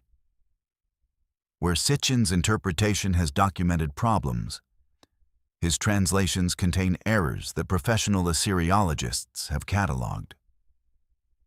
The word he translates as rocket in a specific passage more accurately means celestial boat or divine vehicle, a common metaphor for cosmic travel that does not specifically imply propulsion technology. His proposed planet Nibiru is not confirmed by astronomical observation, and the orbital mechanics he describes for it are not consistent with the gravitational dynamics of our solar system as currently modeled. These are not minor quibbles. They are significant errors in the foundational evidence, where the alternative approach raises questions that haven't been fully dismissed. Why does the text use traversal language, crossing, moving through, rather than conquest language for Erra's movement through the 4 regions? Why does the fear response of the Anunnaki include beings retreating to separate cosmic domains, as if putting physical distance between themselves and a threat? Why are there 36 copies of this specific text treated as protective, distributed across the ancient world? The honest position is that the tablets are describing something real, something that the Sumerians considered dangerous enough to encode carefully, copy repeatedly, and protect their homes against. Whether that something was an astronomical phenomenon, a historical catastrophe, a theological concept, or something that doesn't fit neatly into any of these modern categories, we genuinely don't know. The tablets survive. The full answer to what they're describing does not quite yet. There is a specific kind of intellectual honesty required when sitting with very old mysteries. Not the honesty that rushes to conclusion, choosing the most dramatic interpretation because it's satisfying, or the most conservative because it's safe. The honesty that says, here is what we know, here is what we don't, and the distance between them is real. The first great question concerns the number 4 itself. Sumerian cosmology most commonly operates in 3s. The 3 great cosmic domains of An, heaven, Kai, earth, and Kur, underworld, appear more frequently than the 4-domain model that includes the Abzu. When the Erra Epic and the royal inscriptions use Kibrat Arbaim, 4 regions, they are invoking a cosmological expansion beyond the standard 3. Why 4? The scholarly answers are plausible. 4 cardinal directions, 4 planets, 4 administrative divisions of the empire. But none of them is conclusive. The choice of 4 in this specific context, the traversal of a pursuing divine force, hasn't been definitively explained. The second great question is the translation gap. Of the more than 30,000 tablets recovered from Nippur by the University of Pennsylvania expeditions of 1888 to 1900, approximately 4,500 remain either unpublished or only partially published in scholarly editions. The Cuneiform Digital Library Initiative, based at UCLA and the Max Planck Institute for the History of Science, has been systematically digitizing and publishing the cuneiform corpus, with significant progress in the past 2 decades. But 4,500 tablets is not a small number. It represents the potential for texts whose content could substantially alter our understanding of the Erra tradition, the Anunnaki narratives, and the specific passages about 4 regions. What those untranslated tablets contain is genuinely unknown. That's not rhetorical. It's a fact about the current state of the field. The third great question is the copying anomaly. 36 manuscript copies of the Erra Epic, with evidence of ritual use on multiple copies, red ochre markings, colophons invoking protective functions, distribution across geographically separated sites. No other minor mythological text in the Mesopotamian corpus has this transmission profile. The question of why the Erra tablets were copied with this frequency and distributed with this intentionality has not been answered to the satisfaction of all scholars. The political allegory reading explains why Babylonians might want the text after 689 BCE. It does not straightforwardly explain why the text was already being copied before that date, in cities that had not been destroyed. The fourth great question is theological. The Anunnaki in these tablets are described as afraid, systematically, specifically, repeatedly. In a religious tradition that described these beings as the ultimate divine authorities, the consistent encoding of their vulnerability requires explanation. The theological explanation, exploring the problem of divine limitation. The astronomical explanation, the omen reader's anxiety expressed through personification. And the political explanation, elite anxiety about forces beyond state control expressed in divine language, are all coherent. None of them fully accounts for the consistency and specificity of the fear responses across multiple texts, multiple periods, multiple cities. Why did so many scribes, in so many places, over so many centuries, keep writing about gods who ran? The fifth great question is Erra's origin. If the tablets deliberately place his existence before the ME, before the divine decrees that organized the Sumerian cosmos, before the Anunnaki's own emergence into the world they administer, what is he?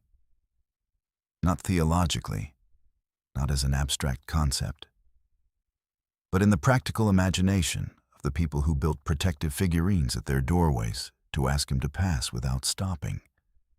What did they believe they were protecting against? The answer that satisfied them, the ritual, the copied text, the placed figurine, has survived. The full content of the belief behind it has not.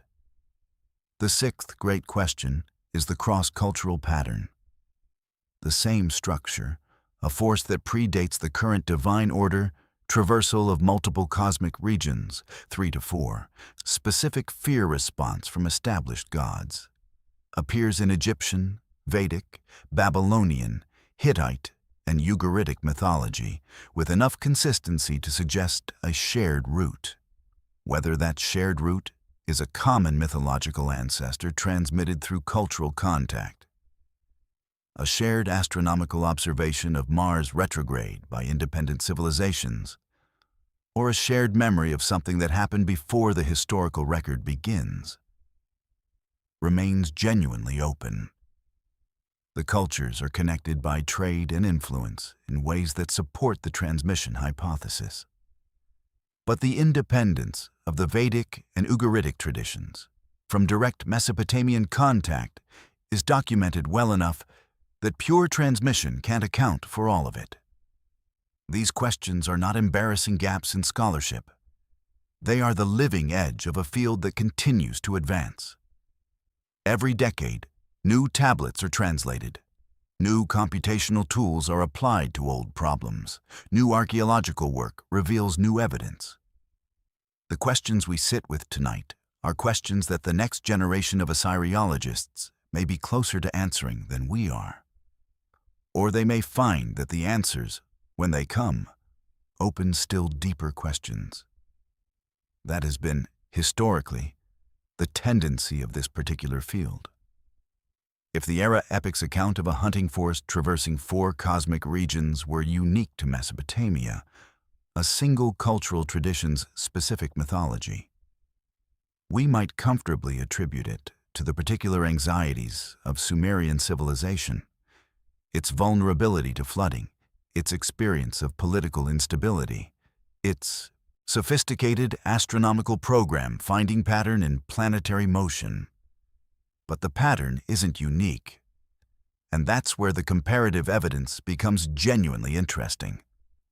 The Egyptian contendings of Horus and Set, a new kingdom composition, 1550 to 1070 BCE, but almost certainly drawing on older traditions, presents Set as a figure whose nature closely parallels Erra's within the Egyptian theological framework. Set is not simply a villain in this text. He is a necessary force, a member of the divine council, holding specific cosmic functions. He stands at the prow of Ra's solar bark and repels Apophis during the night voyage. But his uncontrolled aspect crosses boundaries the other gods cannot. He traverses multiple cosmic domains: the sky, the earth, the underworld. His weapons are specifically named, and his relationship to the divine order is paradoxical. He is of the gods and against them simultaneously. The fear response of the Egyptian gods to Set's destructive episodes mirrors the Anunnaki's response to Erra with notable structural similarity. Withdrawal to separate domains, covering of faces, ceremonial submission. The Vedic tradition offers a striking parallel in the figure of Vritra.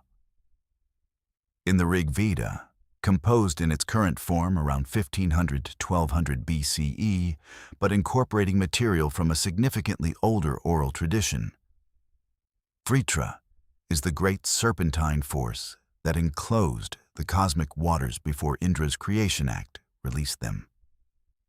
Vritra is explicitly described as predating the current divine order. He is not a defeated rebel god, but something primordial that the gods contend with rather than having created. Indra's battle with Vritra is not described as taking place across 4 regions specifically, but across 3 worlds. And the language of Vritra's traversal of these worlds before the battle uses vocabulary of deliberate movement, of crossing and returning, that echoes the Sumerian dib in functional, if not linguistic, terms. The Babylonian Anzu myth provides an interesting inversion of the hunt narrative. Anzu, the divine eagle, a creature explicitly described as born of the primordial sea and the wide earth, steals the tablet of destinies from Enlil and retreats across multiple cosmic domains with it. Ninurta pursues him across these regions. The roles of hunter and hunted are reversed from the Erra narrative, but the structural elements are identical. 4-ish regions, traversal, divine authority disrupted, specific weapons, a force that belongs to the primordial order rather than the current divine administration. The Anzu myth's oldest known version dates to approximately 2500 BCE, making it roughly contemporaneous with the earliest Sumerian literary compositions. The Hittite song of Kumarbi, recovered from excavations at Hattusa, dated to approximately 1400 to 1200 BCE, written in Hittite but almost certainly transmitted from Hurrian mythological tradition, presents a succession narrative in which elder gods are displaced by younger, with a pursuing and counter-pursuing force crossing multiple heavenly domains. The structural parallel to the Sumerian material is close enough that scholars including Hans Gustav Güterbach have proposed direct textual transmission between Mesopotamian and Hittite mythological traditions through the Hurrian cultural intermediary. The 4-region framework does not appear explicitly in the Hittite texts, but 3 domains, upper heaven, lower heaven, and earth, are traversed by the pursuing force. And the fear response of divine beings at the pursuing force's approach is documented with language structurally similar to the Erra Epic. Perhaps the most dramatic comparative example is the Ugaritic Baal cycle, recovered from excavations at Ras Shamra on the Syrian coast beginning in 1929. The Baal cycle, a series of clay tablets written in the Ugaritic language, a Semitic language related to but distinct from Akkadian and Hebrew, dated approximately 1400 to 1200 BCE, presents the god Mot as a death force that traverses cosmic domains with the same inexorable quality as Erra. Mot's domain is the underworld, but he moves freely through all regions. Baal himself, the storm god, the equivalent of Mesopotamia's Marduk or Adad, falls before Mot, descends into his domain, and must be retrieved by his sister, Anat. The gods mourn, cover themselves in dust, and perform gestures of submission during Mot's ascendance. And then Baal returns, and the cycle continues. That last element, the cycle, is perhaps the most philosophically significant shared feature. In none of these traditions does the hunting force permanently win. Erra's traversal ends. Ishum restrains him. The Anunnaki return to their stations. Set is bound. The divine council reestablishes order. Vritra is killed, but the waters he held return to their courses rather than creating a final state of chaos. Mot and Baal alternate in dominance through the agricultural year. The pattern of the hunt, the pursuit, the fear, the temporary disruption of cosmic order, is always followed by restoration, always cycling back to the beginning. The Sumerians encoded this cycle in the most durable medium they knew. Clay outlasts stone in a flood-prone landscape, and the cycle continues whether or not we understand it. The tablets did not stay in Nippur. They traveled, carried by scribes, commissioned by kings, traded between temple libraries, copied and recopied as the civilizations of Mesopotamia rose and fell and reformed and were absorbed into one another across 3,000 years of continuous cultural transmission. What they left behind in that long journey is visible in several overlapping domains: religious practice, astronomical science, architecture, and the deep textual inheritance that shaped later civilizations in ways those civilizations were not always aware of. The most direct legacy was the Erra cult, the organized religious practice of appeasing Erra through specific rituals, texts, and material culture. The apotropaic figurines found at threshold contexts across Nippur, Ur, Assur, and other sites are the physical residue of this cult. These small clay and bronze figures, standardized enough in form and posture to suggest production within established workshops, yet varied enough in detail to suggest ongoing local practice, represent the most concrete evidence of how the Erra texts functioned in daily life. They were not decorative. They were installed, placed with intention. A household acquiring an Erra figurine and placing it at the doorway was performing a religious act explicitly grounded in the Erra Epic's narrative. If the hunter passes, let him pass by. The text was the foundation, the figurine was the practice, the threshold was the place where cosmic traversal and domestic space intersected. The architectural legacy is perhaps the most visible. The ziggurat form, seven-tiered in its fullest expression, four-cornered and cardinally oriented in its consistent structure, encodes the Sumerian cosmological model in stone and mud brick. The 7 tiers correspond to the 7 cosmic levels recognized in Babylonian astronomical theology. The 4 corners correspond to the 4 regions. The orientation to cardinal directions corresponds to the 4 cosmic winds. The ziggurat of Ur, whose remains still stand to a height of approximately 30 meters above the flat southern Iraqi plain, was not simply a large temple platform. It was a 3-dimensional model of the cosmos as the Sumerians understood it. A physical replica of the structure that Erra could traverse, built to demonstrate that human beings understood that structure and had organized themselves within it. The astronomical legacy is immense and direct. Babylonian mathematical astronomy, the most sophisticated pre-telescopic planetary tracking system in the ancient world, grew from the tradition that the Erra Epic and the Emulapin and the Enuma, Anu and Lil Omen series collectively represent. The institutional continuity between Sumerian star-watching and Babylonian mathematical prediction is documented in the textual record. By the 4th century BCE, Babylonian astronomers were computing planetary positions using what modern scholars call the ACT methods, arithmetical computational techniques, that could predict Mars retrograde events to within 1 to 2 degrees of accuracy.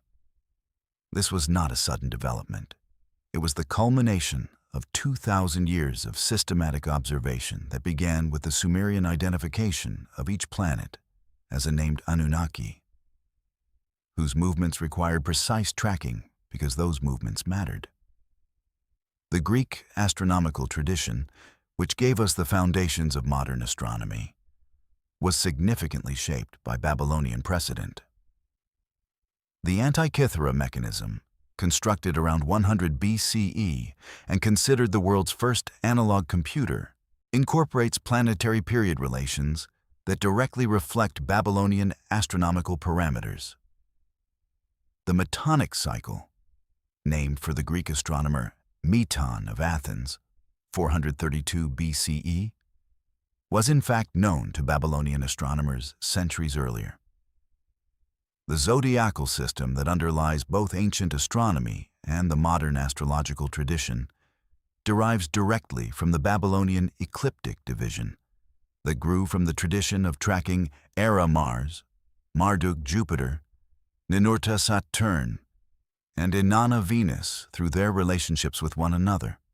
The textual legacy reaches into traditions that would seem, at first, disconnected from the clay tablets of Nippur. Biblical scholars have long noted structural parallels between Mesopotamian mythological texts and portions of the Hebrew Bible. The correspondence between the Atrahasis flood narrative and the Genesis flood is widely documented and accepted. Less commonly noted but documented in the scholarly literature, the divine counsel passages in the Hebrew Bible, most explicitly in Job 1-2, Psalm 82, and Genesis 6:1-4, describe a meeting of divine beings that closely parallels the Anunnaki assembly in the Sumerian texts. The Bene Ha-Elohim, sons of God, who appear before the divine throne in Job, are functionally equivalent to the Anunnaki, and the force that Job cannot control, cannot negotiate with, cannot appeal to through normal divine channels, has qualities that echo Erra's position in the Sumerian theological framework. Powerful, purposeful, and operating outside the boundaries of the established divine order. The rediscovery of the tablets by 19th century European archaeology is its own remarkable story. Austin Henry Layard, excavating at Nineveh from 1845 to 1851 for the British Museum, found the remains of Assurbanipal's library, shattered into tens of thousands of fragments by the collapse of the palace above them, but preserved beneath the rubble with their inscriptions intact. George Smith, a British museum engraver who taught himself cuneiform from museum collections, was assigned to sort and translate the Nineveh fragments. In November 1872, reading to the Society of Biblical Archaeology in London, he announced the discovery of a tablet containing a flood narrative that preceded Genesis. The room reportedly erupted. The Prime Minister, William Gladstone, attended a subsequent lecture. The ancient Mesopotamian textual tradition re-entered the consciousness of Western civilization in a single evening in London. The work continues. The CDLI, the Cuneiform Digital Library Initiative, has now digitized over 330,000 cuneiform texts and made them available through an open-access platform. New computational tools, including machine learning systems trained on cuneiform sign recognition, are accelerating the translation of previously inaccessible material from the Nippur corpus and other collections. Scholars at the University of Chicago's Oriental Institute, at Cambridge, at Leiden, at the Freie Universität Berlin, continue to produce critical editions of texts that have waited in museum drawers for a century since their excavation. The tablets have waited before. They know how.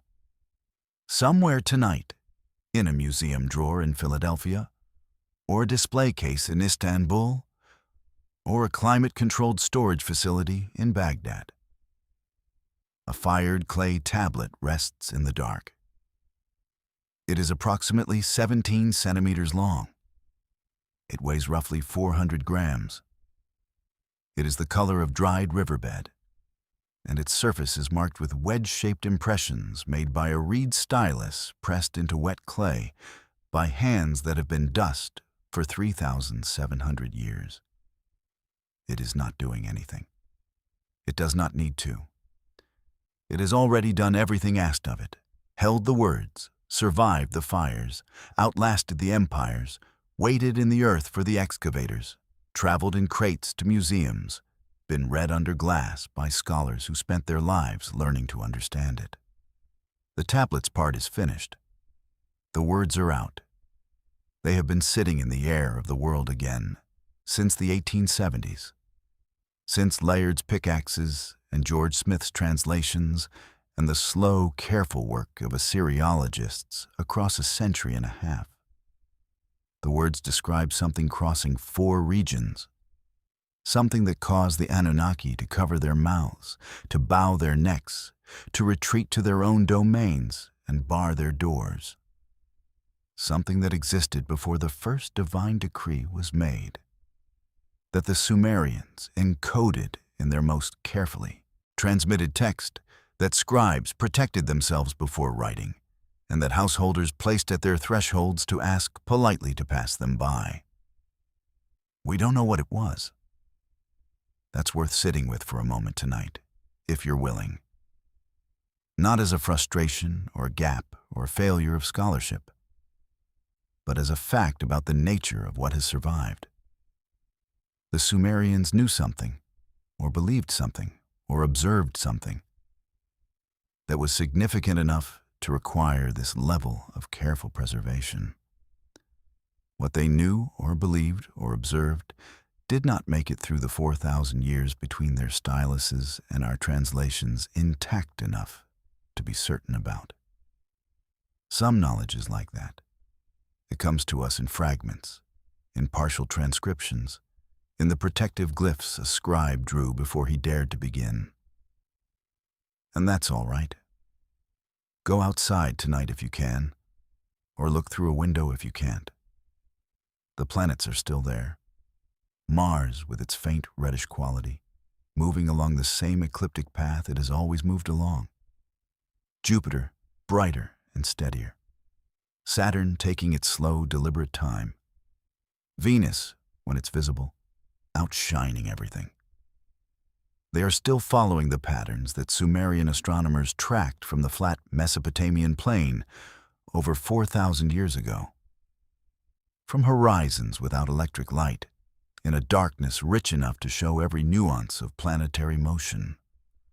The wandering lights are still wandering. The retrograde still looks, from here, like a reversal, like something that was moving away, turning back to approach. The Sumerians looked at those lights and felt something large enough to write down, large enough to copy 36 times and distribute across a civilization, large enough to name a force that could cross 4 regions, while the greatest beings in their cosmos retreated to the safety of their own domains. We look at the same lights and call them planets, and know their orbital mechanics in equations of elegant precision. But the original feeling, the feeling of watching a red, wandering light reverse its course against the fixed stars, of understanding that the great beings in their cosmic stations were responsive to its movement, of wondering what it meant that something could traverse all 4 regions with no one able to stop it. That feeling is not entirely gone. It lives in the tablets, in the 36 copies, in the protective glyphs at the edge of the clay. You are here tonight with that mystery, and that is not nothing. Every person who has ever looked at the night sky and felt the pull of deep time, the vertigo of knowing that those lights have been watched and named and written about by hands long dissolved into the earth. Every one of them has participated in the same long human project of trying to understand what moves in the dark between the stars. The Sumerian scribe who drew his protective glyph before writing Erra's name was doing, in his way, exactly what you are doing now. Approaching something large, bringing the small, careful flame of attention to a mystery that exceeds it. The tablets don't require resolution to be meaningful. The Sumerians themselves, who copied the Erra Epic repeatedly for centuries, may not have required resolution either. The ritual value of the text, its protective function, its astronomical utility, its theological depth, did not depend on everyone in the Scribal tradition agreeing about what Erra ultimately was. They kept the text because keeping it mattered. They placed the figurines because placement mattered. They oriented the ziggurats to the 4 cardinal directions because orientation mattered. The practice of attention, careful, repeated, patient attention, to something that exceeded full understanding, that practice was itself the meaning. Let your eyes close now, if they haven't already. Feel the weight of your body against whatever holds it. The ceiling above you, or the darkness behind your eyelids, is not so different from the dome of sky over the Mesopotamian plain on a clear night 4,000 years ago. A darkness that held wandering lights moving in patterns that seemed to mean something, that the people below organized their temples and their rituals and their most carefully preserved words around.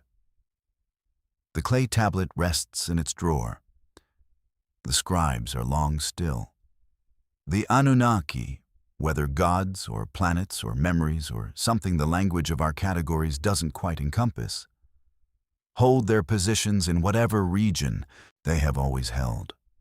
Erra's traversal for tonight is complete. The 4 regions are quiet. The great gods have returned to their stations.